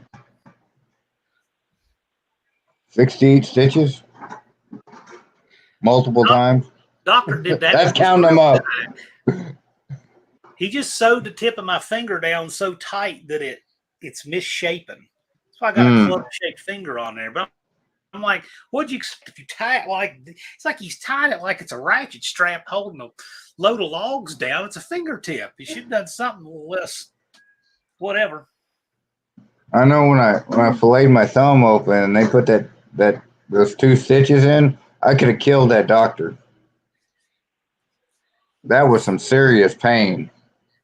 I don't remember my stitches. Well, they couldn't deaden it, so they had to just stitch it with it normal. It hurt. They gave me a shot in my arm, and I don't remember much after that.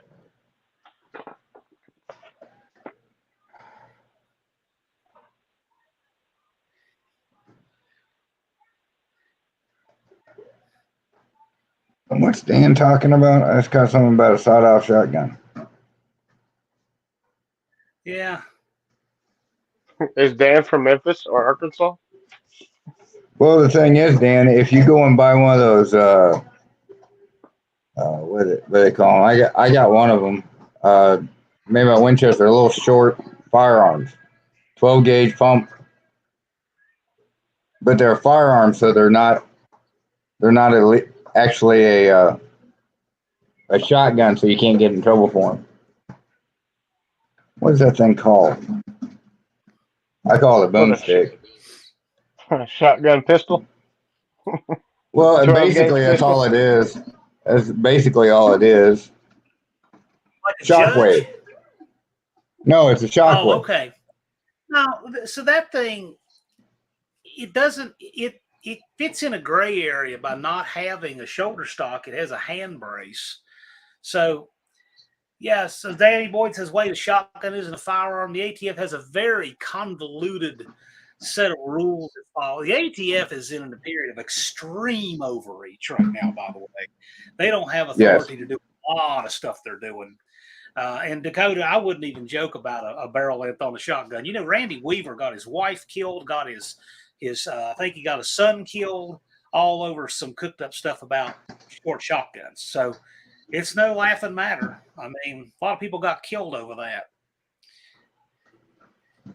And it's not worth it either. I mean, here's the thing people think. They talk about cutting shotgun. There is no reason to do that. If you use an 18-inch barrel on a shotgun, your pattern spreads out about 1 inch per yard. So if you shoot something at 5 yards, it's a 5-inch pattern with buck. That's great. It's what you want. That shockwave is so much fun to shoot, though. It is. I mean, it is just a fun gun to shoot. Yeah. I think the only reason most people do the sawed off is one for looks and two for home defense. That's the only reason I could say it be. Yeah, but see, home defense, why do you want pellets flying more places in your house? Just, you know, truthfully, the best thing for home defense, truthfully, is an AR. Really, it is, because you know your handgun at extension is no longer than a rifle. That AR, that 223 slug 5.56 will tumble whenever it hits the first thing. So if you hit a wall board with it, yeah, it's got a lot of velocity, but it's also really light. And when it hits the wall board, it starts tumbling, right? So over penetration with something like that is not the kind of concern people think it is. You got to think about where that bullet's going. I know, but it also is good to know that once it hits whatever it hits first, it's going to start tumbling and degrading greatly, much more so than a round that's a traditional round. And shotguns are fine too, but the big thing that a lot of people don't think about for in their house is two things. One, whenever you fire something, if you don't have hearing protection, you're not going to be able to hear anything else. Whole rest of the fight, you're deaf. Your ears are going to be ringing. So I know people who keep a set of electronic ears on their shotgun by the bedside. And so if they hear something that goes bump in the night, stick your headphones on. One, it'll protect your hearing, and two, it'll give you supersonic hearing, because if you've ever worn those things, you know you can hear better with them on and turned up than not at all. They give you better hear, like super hearing, right? So stick those on. The thing that people don't have, they don't have those. They also don't have a light. You need a good light, because whatever's in your house, you need to know what it is before you pull a trigger on it. So people think too much about what they're shooting and not what they're using to protect themselves with. My front door of my bedroom door is about 12 foot, so they've got about 2 seconds for me to get out my bedroom door, and I see them. Which we don't really have any problems out here as far as people coming in. Danny Boyd is right. That's when you need your hearing the most, when you investigate, but you want to be able to hear what's going on. Yeah. You can put a light on a shotgun cheap and easy and make 4 ends with lights built into them. Also, like a friend of mine, he was saying you can put a motion light above each door if you'd like to. Could. That way, whenever somebody comes walking in, then they're backlit. you know, you have a good target to aim at. Problem with them being backlit is the light's in your face, and now you can't see who it is. I'd rather have them front lit, because then they can't see, but I can see who they are. That's true. It's a good idea. Better still, have a steel door on your house that they have to make an enormous amount of racket to get in. And a couple dogs keep their attention. You don't even need attack dogs. It's something to keep their attention. Well, just the little yappy dogs make good alarms. They actually probably make better alarms than the big dogs. Yeah, my front door is just on the other side of me over here. Then my window is right here to my driveway. So I got a pretty good spot where I can look and see what's going on. Well, while we're on the topic, never underestimate having a good light. This is what I carry all the time. 1,000 lumen. The thing is a light is really handy, even in places where you're not able, forget about allowed, but in places where you're not able to carry a firearm, you can still generally carry one of these. And you put enough light, in a problem person's eyes or something, gives you some ability to separate, get distance, can be valuable. Yeah, I want to put a light on my shotgun, even though it's a duck hunting gun. I still want to put a light on it and on my carry that I carry every day. Yeah, I had a little small surefire light on my everyday carry, but I just went to just using the flashlight, and that to me is works great. Well, most of my time when I carry mine, it's either in my pocket or on my side. So I can fit a light on there and it not bother me. Mohawk And Goose. if I'm in my car, it's on the console or in the passenger seat if I'm going to work. Danny Boyd is saying a light with the switch near the trigger. I say no. You really want to change your hand position between the light and the trigger, because that way it's far less likely you'll do one or the other when you don't want to. The last thing you want is an accidental discharge of the light when you want to stay dark. Yeah, speaking of accidental discharges, look up the Darwin Awards. This guy does a whole big thing about these people doing stupid things with firearms, and it's freaking hilarious. Oh, yeah.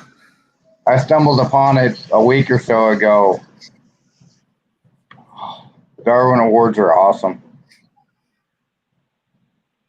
Yeah, it's just like I teach my kids that they're not a toy, and I got them put up where they can't reach them, because that's the biggest thing. Like I grew up, Dad didn't have no guns in the house, but I'm a firm believer in having guns, which he didn't have guns because he didn't want me playing with them, I guess.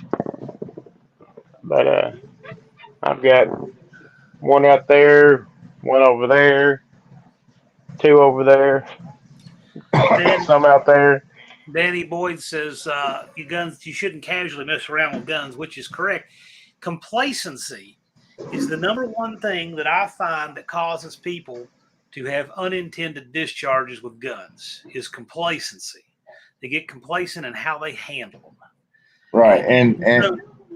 Well, the story always goes like this.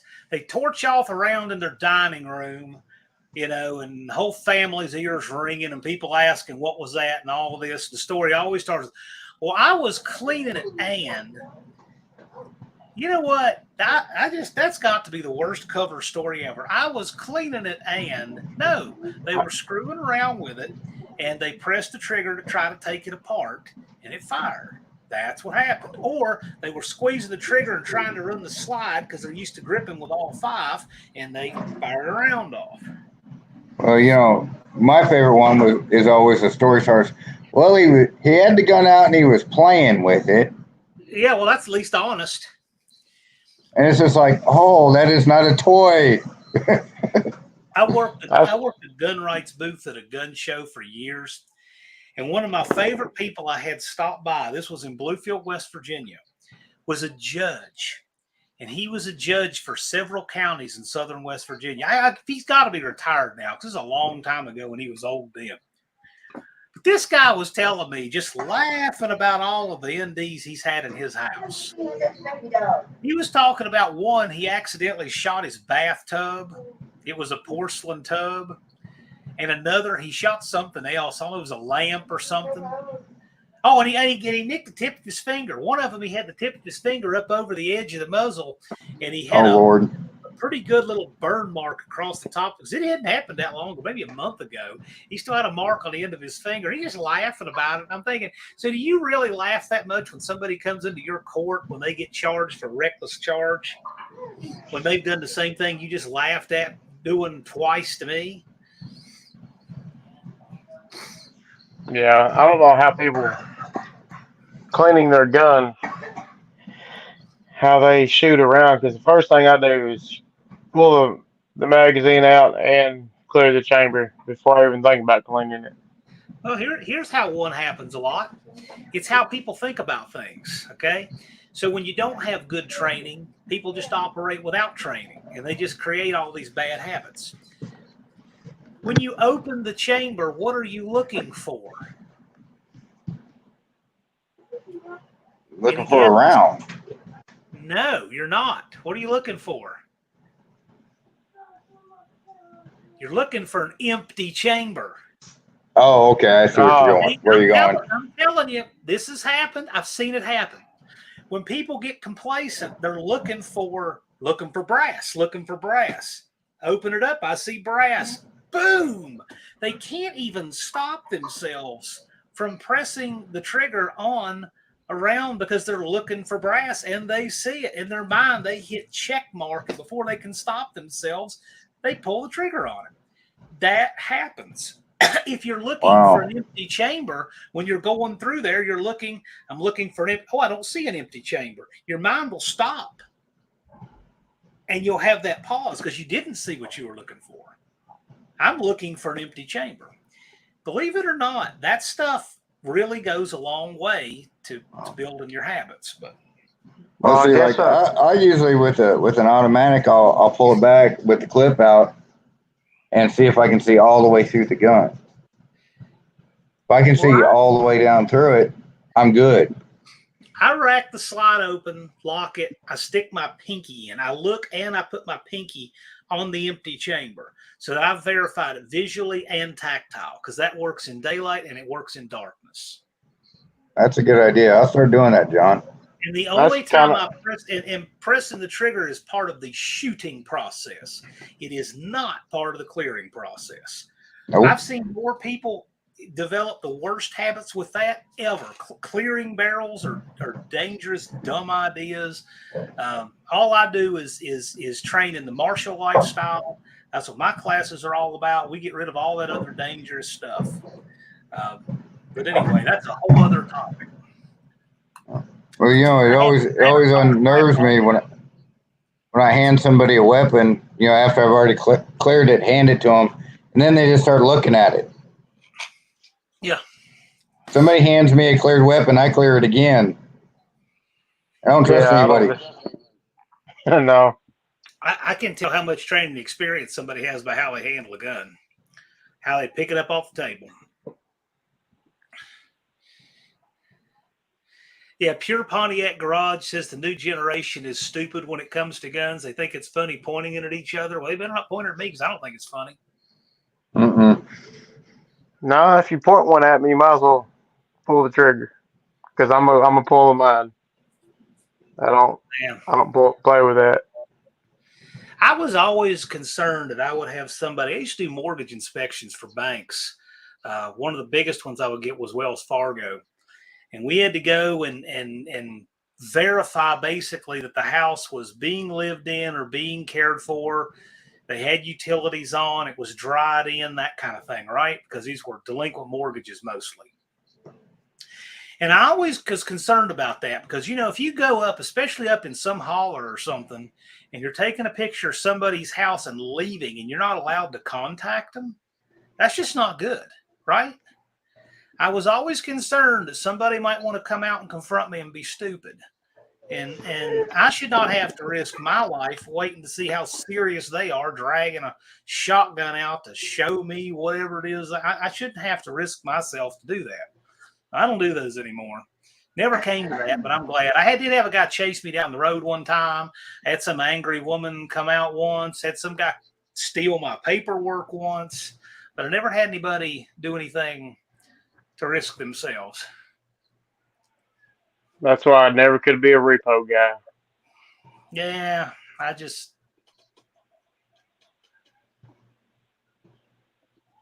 Dean Stevens said everything is loaded negatively and positively. Nail guns make me nervous. Me too. Hey, nail guns will mess you up. Oh, yeah, they will. Because if that safety's stuck and you bump that trigger, it's going off. Mm-hmm. Or if someone's took the safety off of it, that's why I don't use other people's nail guns. I use my own. Now, I have been guilty of tying that thing back and seeing how far the nail would go. Well, how far will it shoot one? It goes pretty far. I don't remember the exact feet, but we have one of the pass load gas. You put the little gas cartridge in there. The Hilties, yeah. I took took a piece of wire and pulled it back, and I shot it at I was trying to shoot it in a telephone pole, but the nail, when it went out, it would start flopping around. But I know I'll say it went a good, I don't know, good 30 feet, 40 feet, and it hit the pole. My friend, they're 22 blank is all they really are. Yeah. Hey, I will say this: if you don't have a gun or don't want a gun, get you one of them pass load or Hilti gas cartridge nail guns for home defense. You will stop someone with that. Yeah, you can say I nailed them. I got a friend who rebuilds those for a living. That's what he does. Does warranty work on pass loads and these nail guns. And you'll hear him in the back in his shop, and it sounds like he's shooting something. Bang, bang, bang, bang. And what he's really doing is testing the nail gun on a board. And he'll have these boards just are full of nails. They look like a bed of nails before he finally gets rid of them.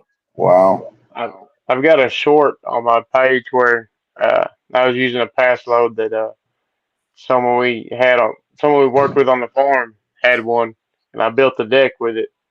And man, I was like, I gotta have one of these because I was going through there just fast as I could to build that deck. Didn't have to drag an air hose around. All you had to do is charge the battery at night. Rabbit said he forgot he had his 22 loaded and pulled the trigger. Shell discharged into Mom's shirt. She thought she was hit. I know a guy who tried to drain a hot tub by firing 3 rounds into it with a 22. He tried to drain it that way. He said you could just pick the slugs up off the bottom. I'm like, yeah, that 22 can shoot through a couple feet of water. That's the best 22 I've ever seen. Yeah, water flows around down a whole lot, no matter what round it is. Travis, you talking about that, I can't remember what you said now, but where they have dumb stuff with the guns. I seen one guy, he pulled the trigger, I think it was on like a rifle, like a hunting rifle or something, but it didn't fire. And this dude goes to sit the gun down, goes to look down the barrel, and about the time it went off, it shot his hat off. Oh yeah, I've seen that one. Yeah, the shotgun. It's like shotgun. Yeah, why would you even look down the barrel after you pull the trigger? That's the dumbest thing I've ever heard of in my life. Why would you look down the barrel before you pull the trigger? I mean, people make it too complicated. He's lucky to have survived his own stupidity. Mm-hmm. Shop cats in the house. Yeah, Pure Pontiac says they do it and laugh. I've never seen such stupidity. They do. Barrow says common on muzzle loaders. Yes, it is. It's a hang fire.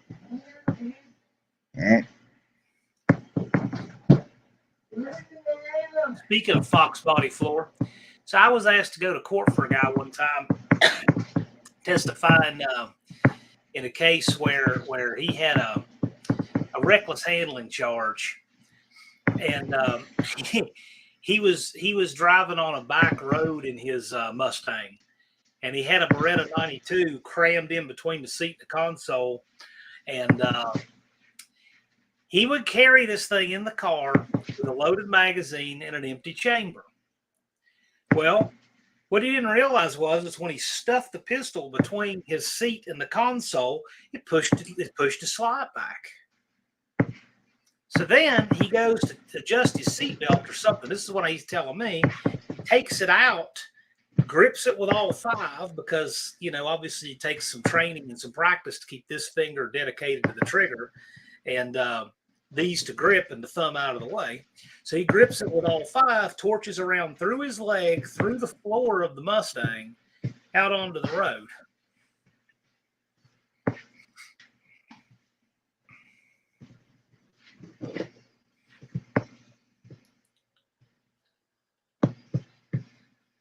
Shopcat says we find live 7.62 rounds.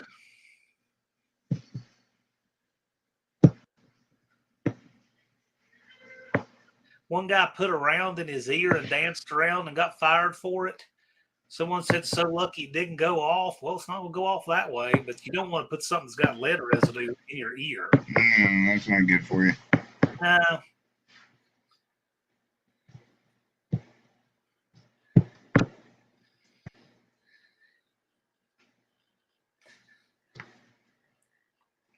Silver Kilgore. I got some comments that are dropping out here. Not moving very fast today, but skipping around a little. And YouTube does not keep up, unfortunately. I was going to record some video of me shooting some pumpkins, but I didn't know how YouTube felt about guns. Well, they hate guns, but you should be able to do that. They may get on you for trying to monetize it, though. That's why I don't have any firearm content on YouTube. That's kind of why I haven't done any. I know there's channels out there like there's a Russian guy, can't remember his channel name, but he does different guns and stuff. But he's got good content, and I know he's got well over his monetization needs. Danny Boyd knows the guy who kept a gun point to small of his back. It went off and paralyzed him. Yeah, that's another bad reason to keep one small of your back. The biggest one is if you fall on it, you can get paralyzed. Move it off the small of your back. Carry it at 4 o'clock. Still, the best gun I've had for carry is that Glock 43X. I love that thing to carry. It just disappears on my side. Mohawk says Silver Kilgore is his son. Well, that's cool. I wondered where Silver Kilgore came from. And Harry Skits, that makes me think it's Destroyer 1320. Yeah. Would not be surprised. I carry a 40 Smith & Wesson M&P. I love that thing. It hides away good. It can fit in my pocket most of my pants. If not, it goes on my side.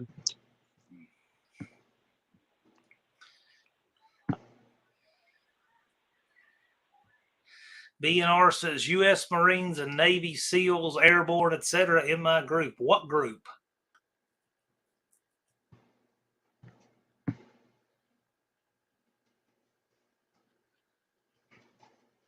Harry Skid says, "Don't blow my cover." Well, I mean, you're the first person I thought of. Oh yeah. And I also thank you to all the veterans in the chat. Absolutely. And if y'all two are veterans. And remember, just because someone's called a vet doesn't mean they can work on animals.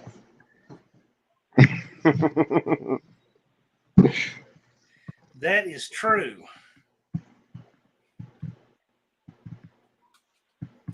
I've never even thought about that. When I say vet, I'm thinking about veterans. I'm not thinking about Right.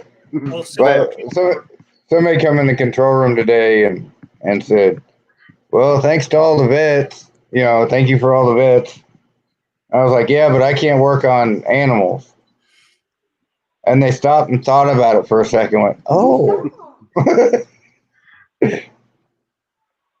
Yeah, when I dropped out of high school, I went straight to the armory to go sign up. But they started asking me my questions about my health. I'm like, man, they're gonna tell me no. He said, "You got asthma?" I said, "Do I want to?" I was thinking in my head, do I need to lie to them or no? I said, "No, I They would better have not figured it lie." out in boot camp. Trust me. They run you Yeah, enough. I said, "Yeah, I got asthma." He said, "Man, I'm sorry, I can't do nothing with you then." here's one. Here's one from October of 1965 for Veterans Day. That's my dad right there. October 65. I did a edit for my dad. I got one of his army pictures, the only one I've ever seen that I can remember of, and it was it was an older picture, so it's got some cracks in it and stuff. And I fixed it on my phone. Then I did a backdrop in it, a couple of different backdrops, and it was pretty cool. I don't think I might have posted them on Facebook. I can't remember. Harry Skits, thank you for hot dogs and Budweiser for everyone. I have a feeling we'll see Harry Skits at No Name Nationals 2023. That'll be a blast. Oh, John, I wanted to ask you something. Are tow vehicles still going to be free next year? Tow vehicles? Yeah. You know what? We obviously I'm going to ask Dallas, and we're going to announce everything together. But yeah, we're assuming we're not going to do anything with tow vehicles unless tow vehicles become a class, which they could be. Okay.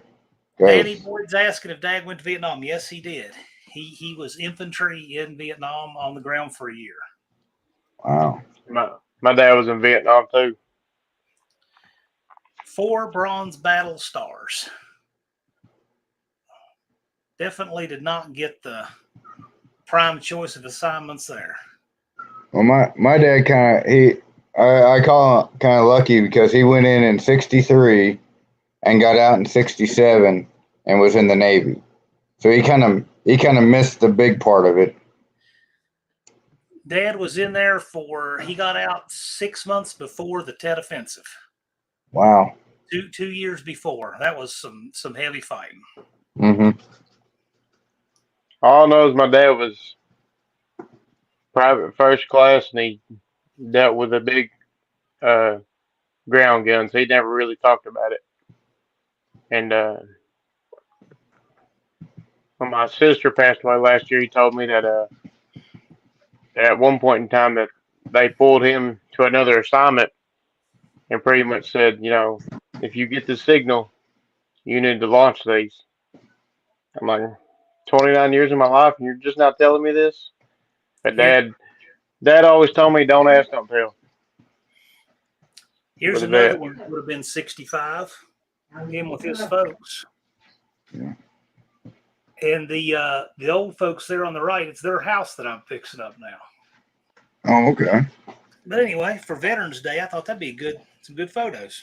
Yeah, my grandfather my grandfather was with MacArthur in the Philippines and the island hopping campaigns in World War II. He didn't like to talk about any of that stuff. That's where my dad was. He didn't really talk about it. Yeah, Grandpa Bull, he kind of give you an overview of what was going on and stuff, but he never talked about once they hit land.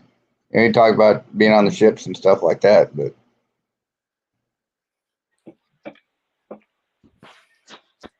Pure Pontiac Garage is asking me, we're going to have an announcement. We're going to hope to have the announcement December 9th, but no later than December 31st. We'll have the when and the where and all of that. So stay tuned, Pure Pontiac, because it'll be announced on this channel. well, like I told you, John, you just got to tell me how much I got to give you, and I'll just start handing you bills. I'll tell you what, that event was not cheap to put on. I can tell you that. Oh, I'm sure it wasn't. I could imagine. Oh my goodness. Oh my gosh. But it was a blast, John. It was one of the best events I've ever been to, ever. It was a lot of fun. It was a lot of fun. And everybody's going to be bringing more. But Pure Pontiac Garage, listen, I don't pay them for subs for myself. You all know that. I've gotten 1,000 subs for other people in the last year. But if you want to know, get a notification, I'll do a live, I'm sure, with Dallas Brown. That's how we'll announce it. Any news you want pertaining to the No Name Nationals, this is the channel for it right here. Oh. Yeah, once the kickoff, y'all probably go back to like the every Friday again. Or you do, or what was it, every other Friday? Yeah, we would do news and updates every other Friday. That's right. I've got some interesting guests in the works, that we're working on stuff dead of winter. But anyway, Pure Pontiac Garage, since he seems to be new here, this orange paper right here is what when they're talking about the number, it goes here.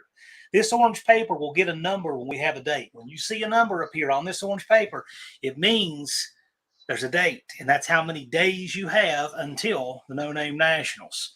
And that's what they're talking about. And don't get confused when it says like 200 and some odd days. That's no time at all. It'll go by quick. It goes by very, very quick.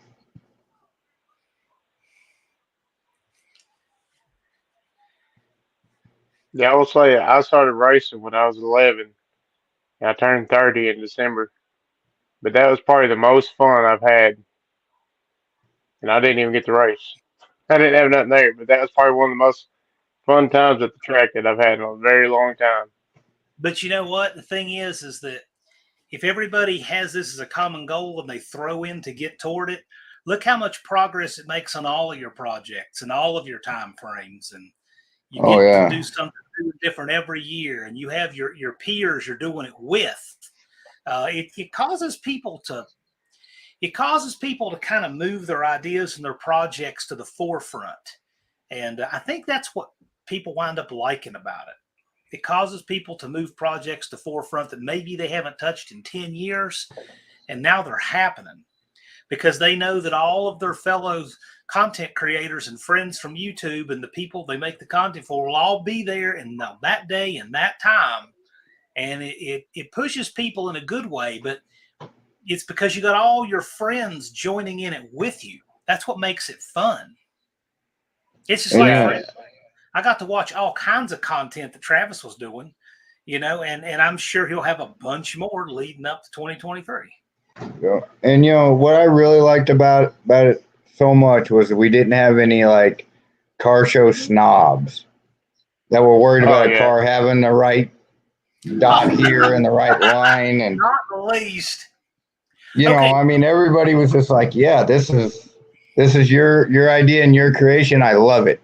Well, so Pure Pontiac, you're curious because most people here have been and know you have to have 500 subscribers at least this last year. We're going to have an announcement to how many subscribers it will take for this year. And the reason is not to be exclusive. The reason is to give everybody this common goal and experience of content creation. And it works. Travis, how many did you start with? How many? I had 157, I think, when I signed up. And how many do you have now? 1,250. 1,250, right. So Travis, he exceeded it by a bunch. I think, Leighton, you're working on yours. You have your 500 now? You're real close. I'm at 468, I think. 468. So no matter what the number is, Leighton should be able to bag it. Well, the one that Dizzy Izzy is the one that everybody's got to be surprised about because he got his at the gate. He did. Yeah. When I pulled up Friday morning at 7, I seen Dizzy, and he come over and talked to me. He said, I got to get a few more subs. I said, Dizzy, I'm already subbed. I can't help you. I said, but there's a line behind me. Yep. So I was glad to see him get it. But the thing is, it was all in good fun. And once people got their subscribers, if you went through the pits, you had no idea who had 500 and who had 5,000. Exactly. 10,000 because there's no hierarchy there. If you're a fellow content creator, you're a fellow content creator, right? You're in. And also, too, there was no hierarchy for people's cars. Like there were some really nice high-end cars with nice paint jobs and all of that, and they can be pitting next to somebody that pulled something out of the field. Yep. And it didn't matter because, again, we're all just fellow content creators bringing our creations and having fun. So, And there was all no that crazy hierarchy stuff like you see at car shows and that kind of snobbery is not part of the program. Mm-mm. there wasn't no drama that I knew of. There No. wasn't no arguing or fighting.